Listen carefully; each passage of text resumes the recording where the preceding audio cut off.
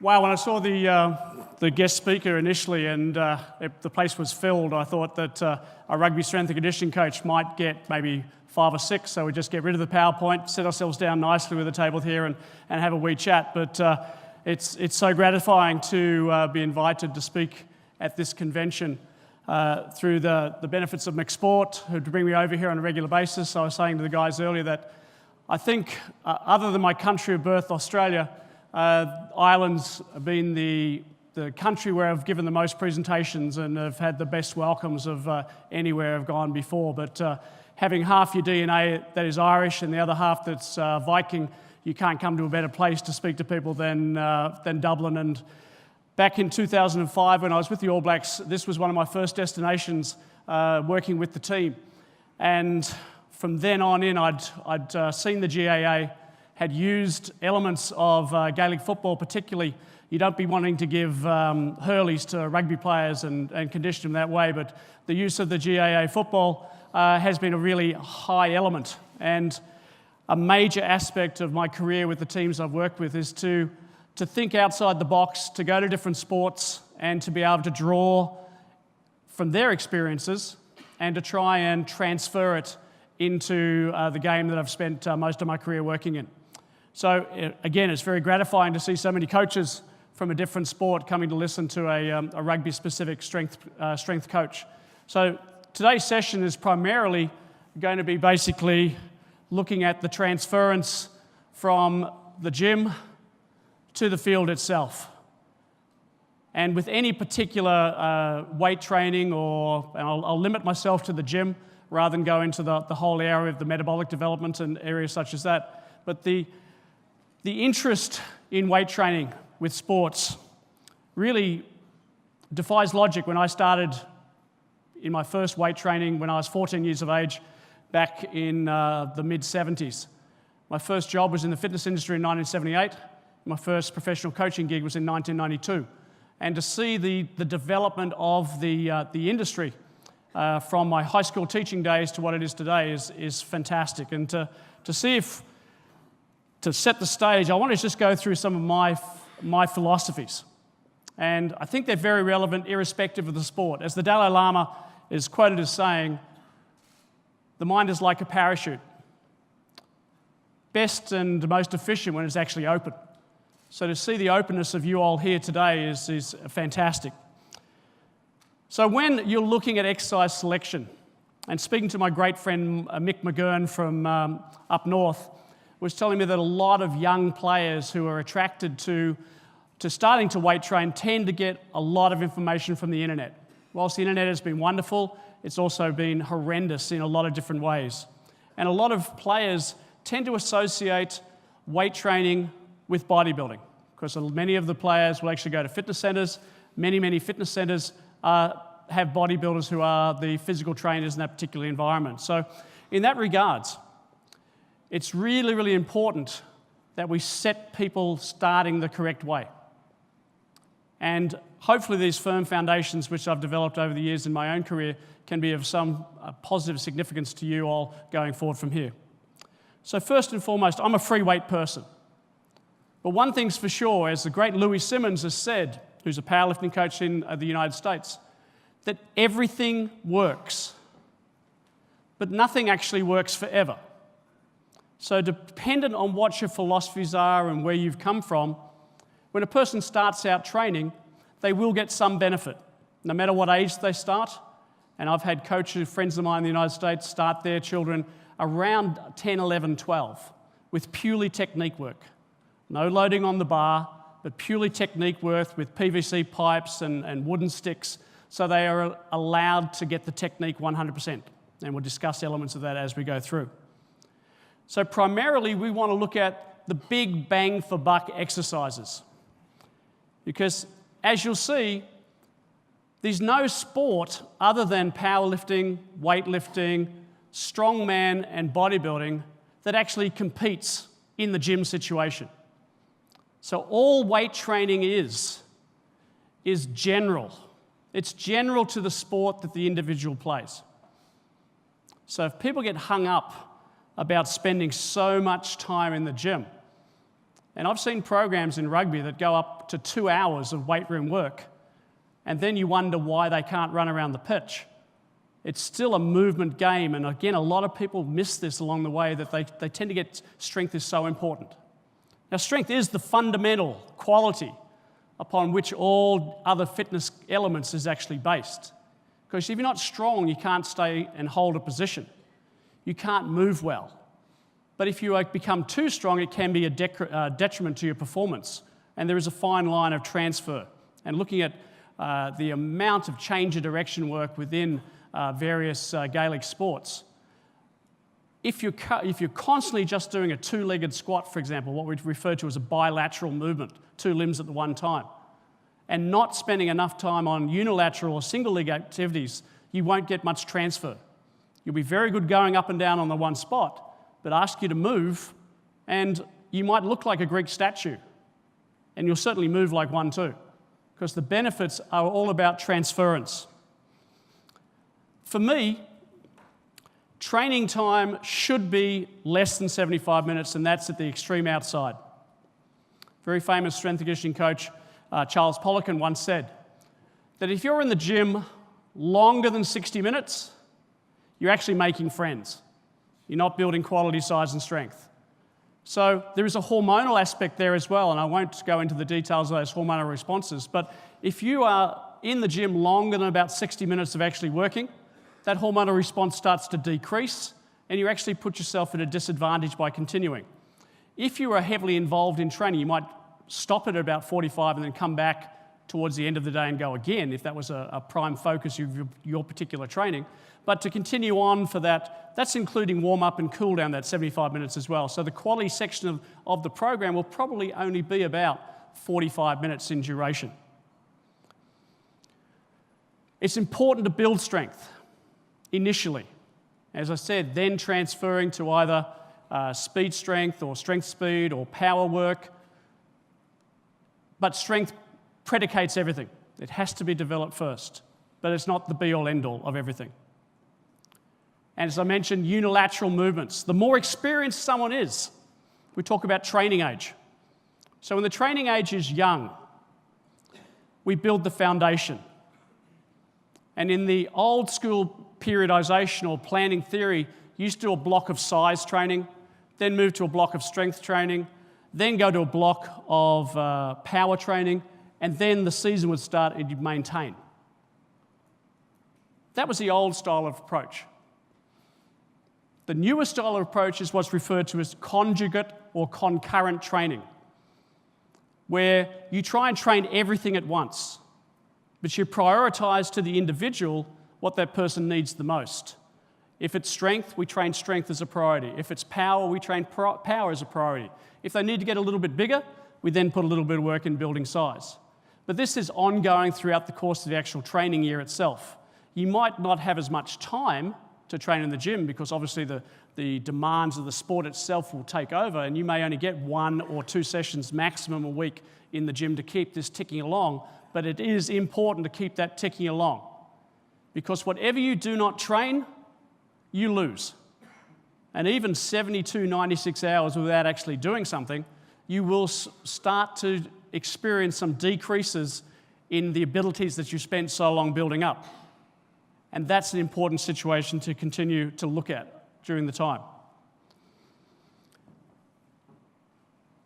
Now, primarily working with men over my entire life, when I first arrived in Canterbury in 2003 to start working with Crusaders, I quickly got the nickname among the medical staff and some of the other strength and conditioning coaches within my franchise. They said, "Oh, you're the posterior chain guy." Because when I first arrived in Christchurch those many, many years ago, nearly every single person I came across in the teams were completely anterior or front dominant. They'd all spent far too much time working on their chest, particularly with the use of the bench press exercise, which still is really not the most athletic exercise, and there is no other sport other than powerlifting where being a really, really good bench presser actually transfers. Everything else, again, is general. It's only a small element, particularly with the bar, with not dumbbells in each hand, with a straight bar. But you'll find The biggest thing is when you walk into a gym anywhere in the world is, well, how much can you bench? We don't care. I'd much prefer to see is how much can you single leg squat, or how much can you push over your head with a one-arm dumbbell press or something like that. So in that regards, trying to train the muscles that you can't see. And I think young Gaelic footballers would be just the same as young rugby players or young men in general. Part of their training is not for their sport, if we're being completely realistic. There is an aesthetic approach to it. I need to look a little bit better, particularly this age of social media and trying to look the best you possibly can be. Even with professional rugby players, I've had players come to me and saying, Ash, I've got a modelling deal coming up shortly. Can I spend a little bit more time doing my abs and my chest and some arm work because that's what they want to see in the photo shoot? And saying, well, okay, you can get that if you give me the meat and potatoes side of the workout first. You can have your entree, which is your prehabilitation work and your weakness work. You then have your main course, which is your strength work or your power work.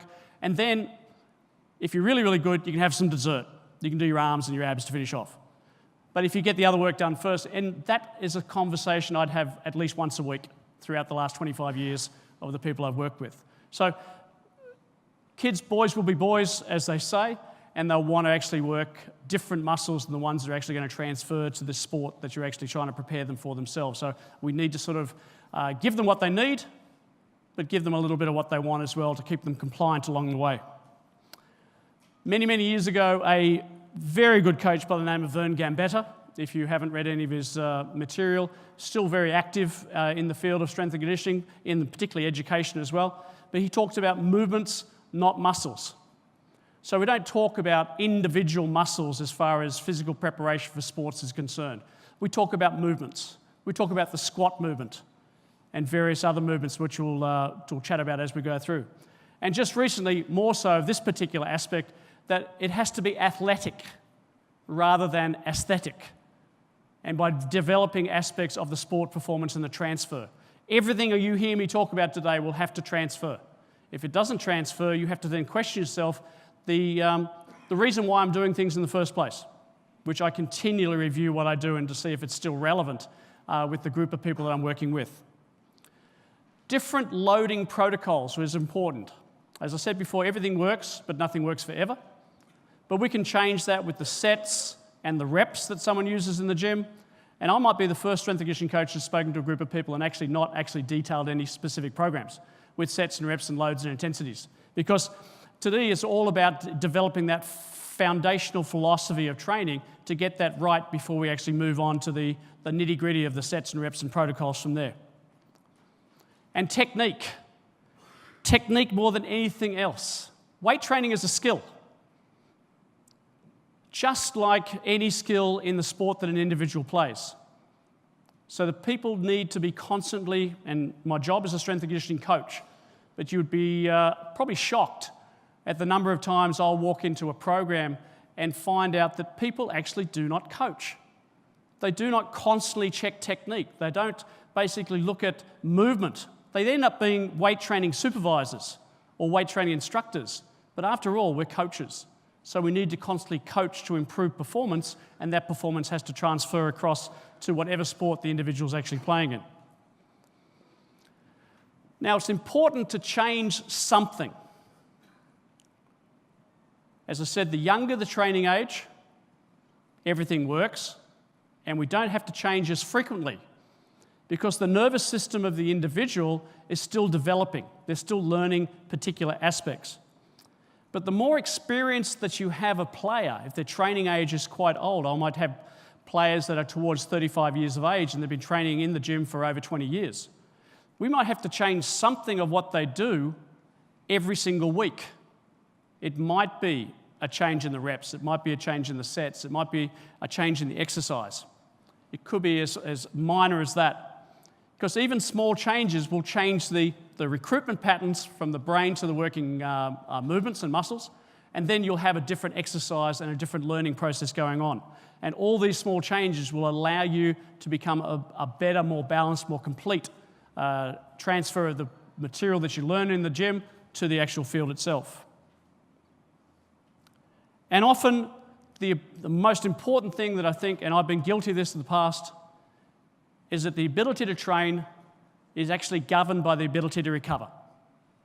If you cannot recover from the exercise or the program before you start the next training cycle or next training session, then you won't get the full benefits of the adaptation that occurs from that training session.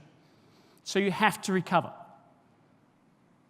Doesn't matter what type of recovery is individual to you. It could be hot and colds. It could be just straight cold, stretching. There's a physical component and there's a mental component as well. So the ability to switch off, to move to spending time, quality time with family and friends, to even to learn something different, something new, which challenges the brain in a different perspective. And more these days you'll see the development of programs to actually allow people to mentally recover from the stresses of the training sessions, not just the physical, because it's becoming a much more holistic approach to the physical development of athletes over time. Joe Ken is a strength and conditioning coach with the Carolina Panthers in the National Football League. Spoke to him last Friday when I was giving a presentation at a conference in the United States. And Joe is very big on this. As I mentioned before, what sport do you play in the strength training facility? Basically none, unless you're a powerlifter, bodybuilder, a Olympic lifter. So we need to look all the time at what transfers. So to remember who you're actually training. Doesn't matter if you're training younger athletes or people towards the end of the career. Obviously the recoveries are different and exercise selection might be a little bit more detailed because they've got a longer training age, but we have to constantly look at variations in our training. I think the last one there is a colleague of mine, Damien Marsh, who currently works with the Fiji national rugby team.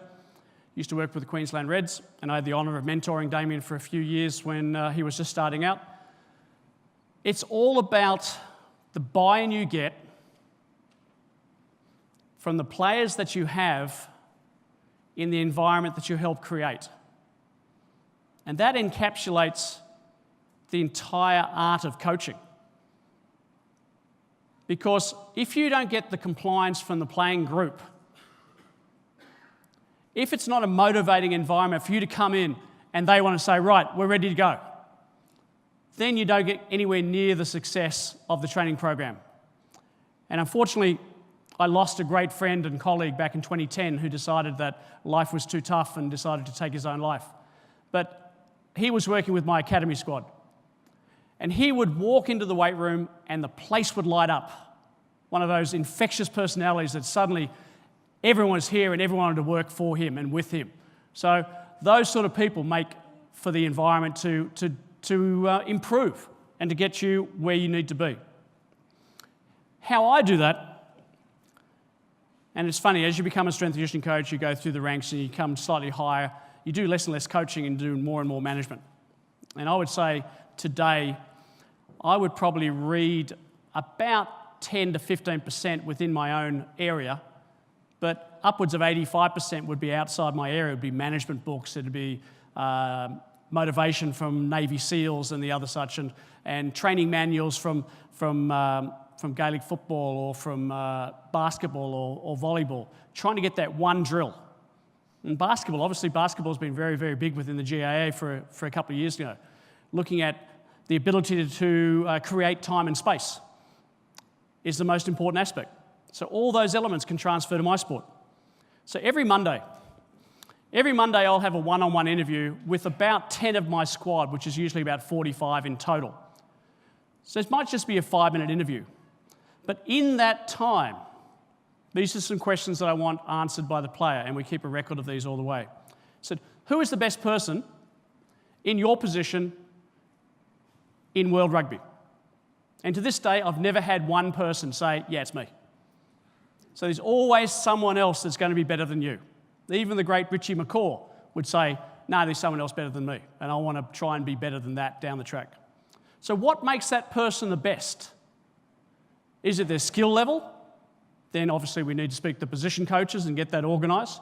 but is it something physical? Is there a limiting factor from your physical development that limits your ability to play the game you want to play at the highest level? Is it aerobic? Is it strength? Is it power? Is it the ability to change direction? Is the ability to maintain good position into contact? If you get bumped, can you maintain balance and continue on? Can you continue to solo after you've been given a hip charge and regain the control of the ball and continue on soloing up the side of the field? So all those elements need to be considered so that we can develop the program. So how do we program within the team training week? Because it's like a university program. The skill sessions are the lectures. You must attend them. There's no, I don't pick the team, head coach picks the team, so don't miss those lectures, otherwise you'll be sitting on the sideline with me watching from a distance. So you have to attend them. Everything else in the entire strength and conditioning program is optional. Not optional to do it or not, but what you do within the session should be geared to meet your demands of making you a better footballer or hurler or whatever. So is it that you have to do an extra speed session a week? Is it you have to do an extra agility session a week?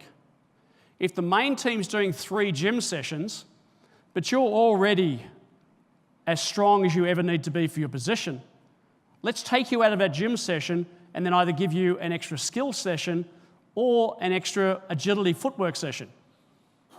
So as a strength and conditioning coach in charge of a large group of people, my quest at the moment, or my holy grail even,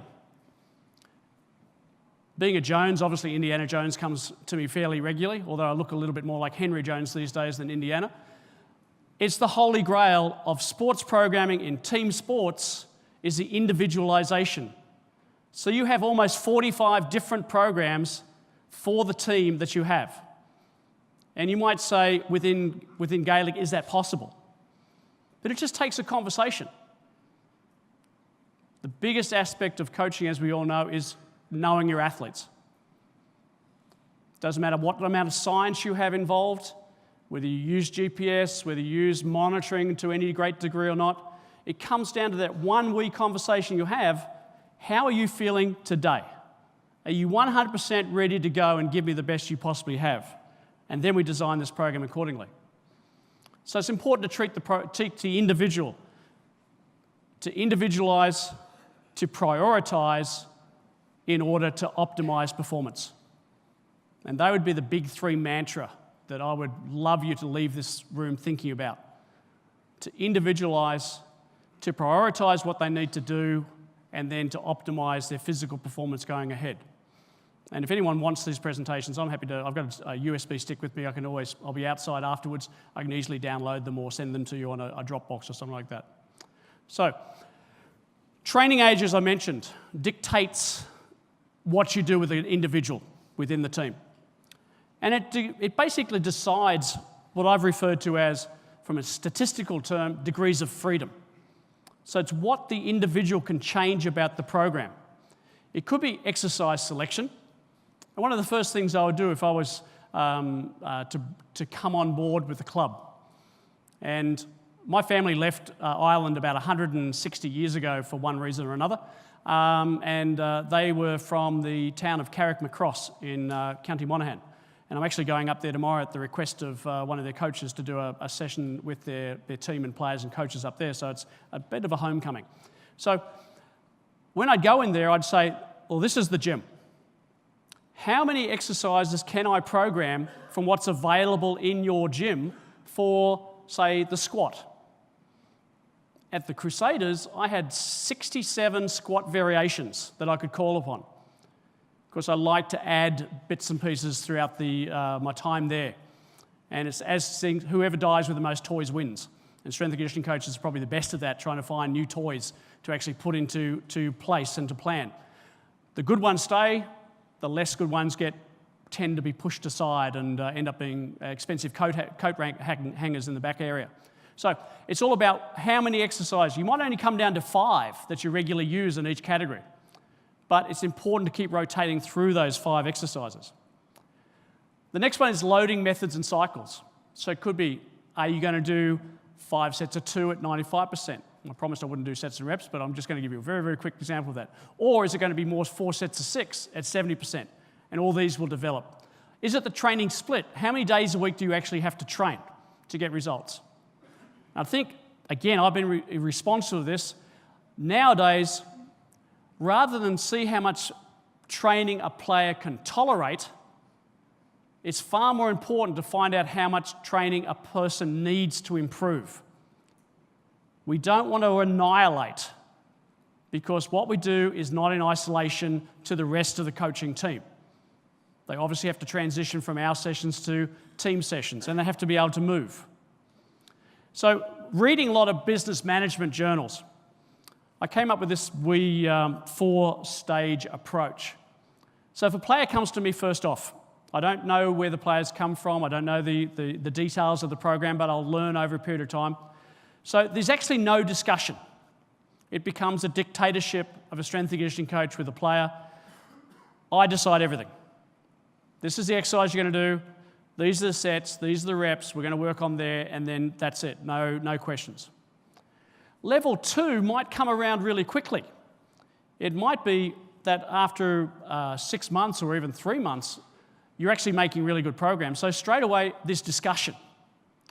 And in that discussion, I'm now going to give you 1 degree of freedom, which is exercise selection choice.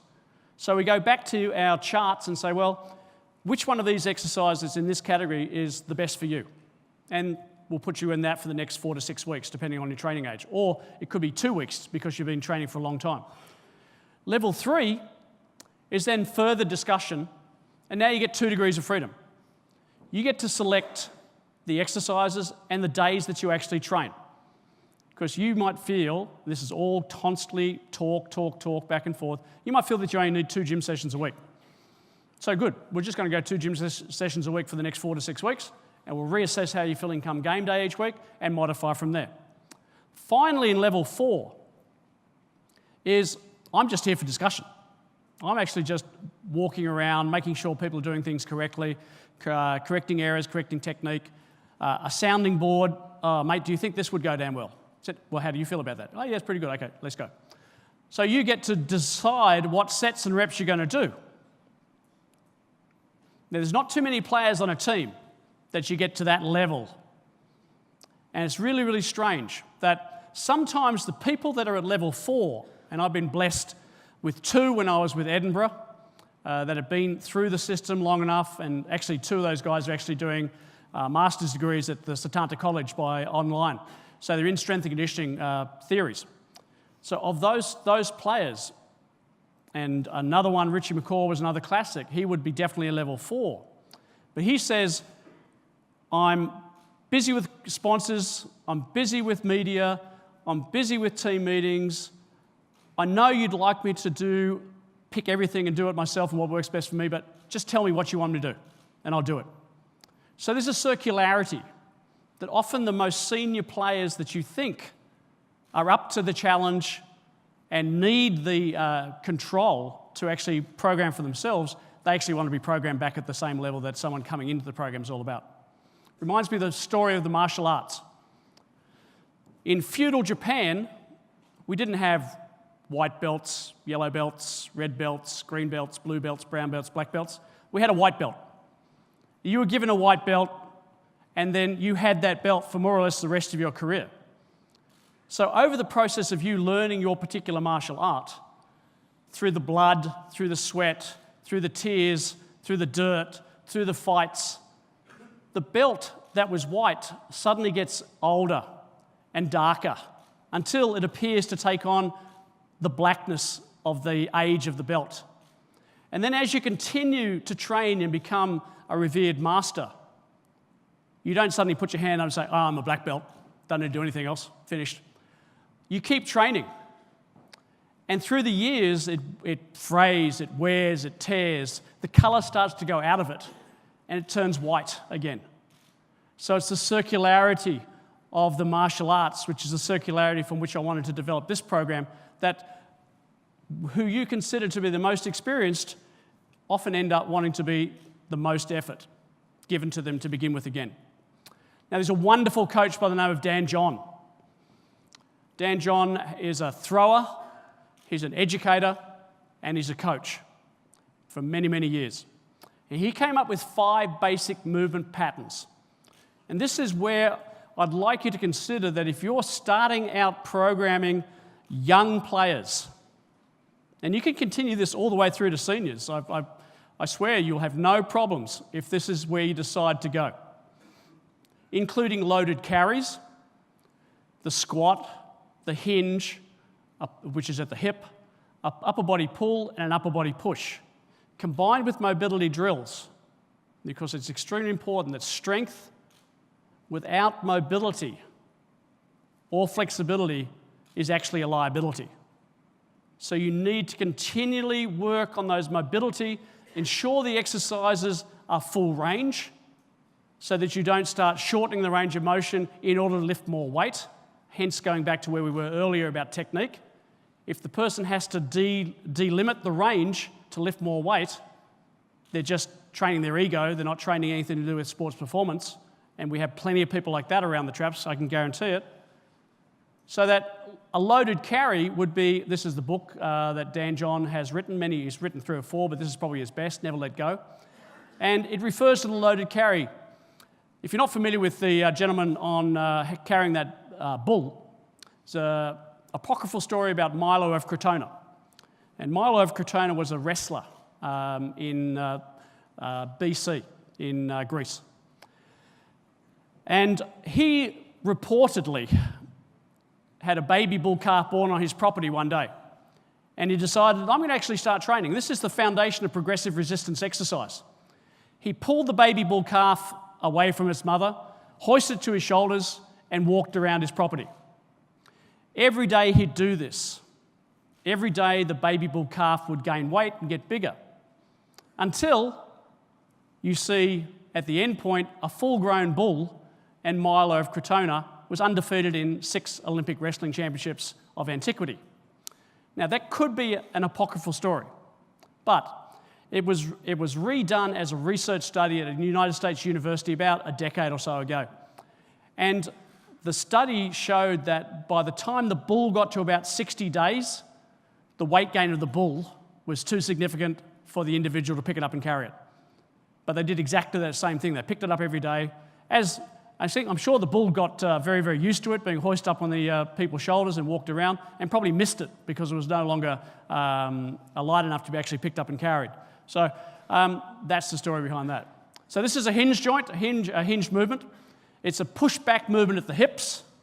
So it basically works the glutes and the hamstrings. It's not a squat movement, it's a push-back movement, which is where we get our glute activation, glute strengthening, hamstring strengthening, and where we get our power from. Our power to accelerate, our jumping ability, our sprinting ability comes from our glutes and hamstrings. So it's important to include a hinge joint movement done correctly, I'd like to add, all the time to ensure that we're actually working the posterior chain rather than continually working that front surface that you can see.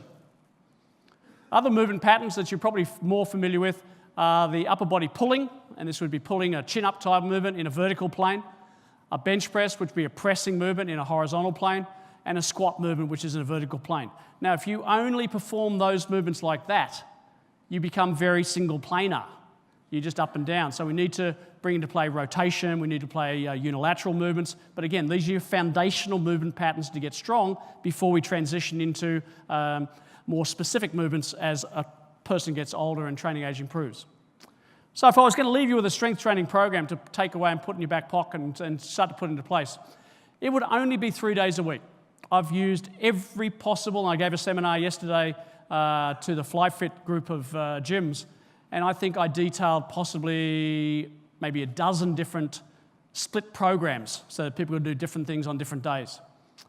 But remembering that we use the strength programs and strength training to develop ourselves to play a game, then I think probably 3 and even 2 sessions a week would be more than enough to actually get the job done. And if you were to do some mobility preparation, dynamic stretching work, which would be your first 10 minutes or so, 15 minutes, and then finish with some static stretching at the end of the session to ensure that we're starting our recovery correctly, by doing either what you see there, types of sessions, whether it's a lower body push, a lower body pull, which is a squat and a hinge, followed by an upper body push, an upper body pull, and then a loaded carry. If you had the time and you were experienced enough, that's 5 exercises. You can get that well and truly done inside 45, 50 minutes. If you didn't have the time or you were less experienced, a lower body push and pull, squat and hinge, upper body push and pull, 4 exercises, or the classic of all time, which is just the pull, the push, and the squat. 3 movements. And you'd probably see there was a gentleman by the name of Bill Starr, wrote a book called The Strongest Shall Survive. It's actually the first book I bought in strength training back in 1980. And it's still as relevant today as it was back in 1980 or the late 70s when it was first written. And it was just 3 exercises. 3 exercises, 3 days a week. And that's really a minimalist approach to actually training. So how strong is strong enough? This is a study done by McManus, an article written by him in 2011. There's a point in all sports where if you continue to get stronger, it doesn't necessarily lead to an improvement in performance. And that will be individual. So you remember, well, I do also when I was a kid growing up, that people would say, why are you lifting weights for? It's just going to make you slower. So if you train the wrong way or continually move very, very heavy weights very, very slowly, you then tend to negate the benefits of the exercise. So we need to, again, look at the transference. And if you're working with timing lights, you can actually look at 10-meter times and various results there with stopwatches to measure speed. Is what we're doing contributing to performance? If it's not, then we need to change it. We need to change it quickly. We need to move more to single leg activities, as I've mentioned right at the beginning of this session. Single leg activities are the most underused exercise in world sport. They need to be prioritized after a period of time to get the best out of players. Is an element of strength, and people like Mike Stone will tell you, as big research in the United States, that strength is everything. It is to begin with, and you need it as a prerequisite, but it's not the be-all, end-all. How much strength, how long, is very individual. But it's more important to start looking at relative strength. You know, with sprinters, that many male sprinters will be able to squat 3 times their body weight. Many female top sprinters will be able to squat 2 times their body weight. So in reference, that's referred to as their relative strength, back to their own body weight.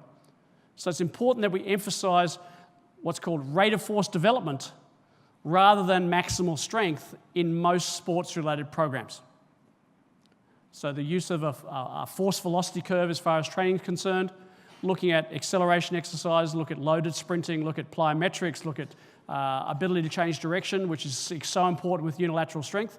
They're the elements that need to be prioritized over the course of the actual training. So final thoughts. And this is a big one because strength and conditioning is filled with preferential biases. Are your preferential biases as a strength and conditioning coach limiting your ability to train people to make them better GAA players? So sometimes you need to take a step back, look at the programs you write and say, well, no, I need to change because it's not working. Are you training players to pass specific tests to make you look better as a strength and conditioning coach because you think that I'm going to be around for a long time if I continually make my players fitter, faster, or stronger? Because irrespective, and there's 2 types of strength and conditioning coaches at professional level. There's unemployed ones and those about to become unemployed. And I currently am the first type. I'm a currently unemployed strength and conditioning coach. That's why I can call myself a consultant. So, because I don't have a job. So, and now currently obviously actively looking for the next wee phase of my career to take me maybe 1 or 2 more to finish me off.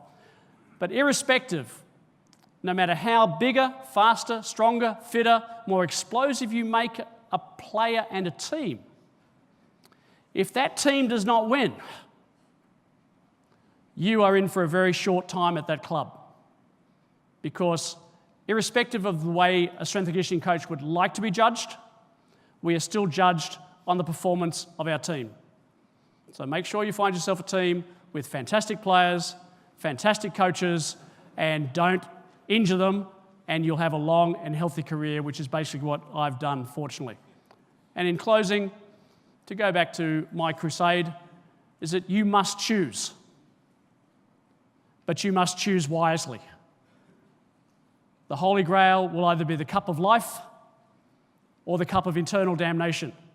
As a strength and conditioning coach, we'd like it to be the cup of life. Thanks very much for listening.